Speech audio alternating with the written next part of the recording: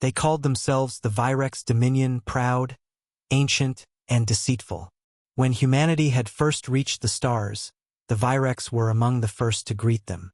With open arms and silken tongues, they welcomed Earth into the galactic concord. Treaties were signed, trade opened, and trust was planted. Ambassador Hale had once shaken the clawed hand of High Chancellor Soreth of the Virex. He remembered thinking the Virex's smile looked too sharp. But politics demanded diplomacy, and Earth had been naive. Then came the border war. Human colonies along the Perseid fringe were ambushed, not by pirates or rogue mercenaries, but by Virex warships cloaked in false colors. They denied involvement, of course, blamed separatists, claimed innocence, all while they burned human settlements to ash. Millions died before Earth retaliated. But now the war was over. At least, officially. The Virex had signed another treaty, another lie, and this time humanity refused to forget. Fleet Admiral Juno Reyes stood on the bridge of the UNS Retribution, staring at the holographic map of the Virex sector. Her eyes were cold steel. Around her, human officers in black and silver uniforms waited silently. The room pulsed with tension. "The operation begins now," she said flatly. "No mercy. No delay." The fleet moved like a swarm of silent blades. No warning. No declaration. One by one, Virex strongholds blinked off the map. Orbital platforms were hacked and turned inward. Supply routes were severed. Communications jammed. Shock troops landed without fanfare. Precise, brutal, and silent. Humanity didn't come this time with peace. They came to dismantle an empire, brick by brick, system by system. On the Virex throne world, panic spread like wildfire. Chancellor Soreth stormed into the council hall, flanked by trembling ministers.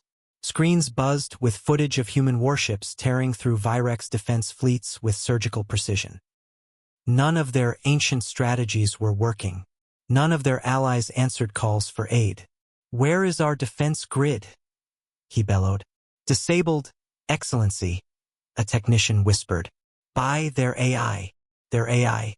Humanity had once been viewed as technologically inferior. That was no longer true. The humans had developed something the Virex couldn't replicate. Adaptive AI fleets, systems that evolved with each battle, that communicated in encrypted pulses faster than thought. These weren't just warships. They were learning predators. "They gave us peace," one of Soreth's ministers said shakily. "And we gave them betrayal. They were students. Now they're gods of war." Soreth's claws scraped the arm of his throne.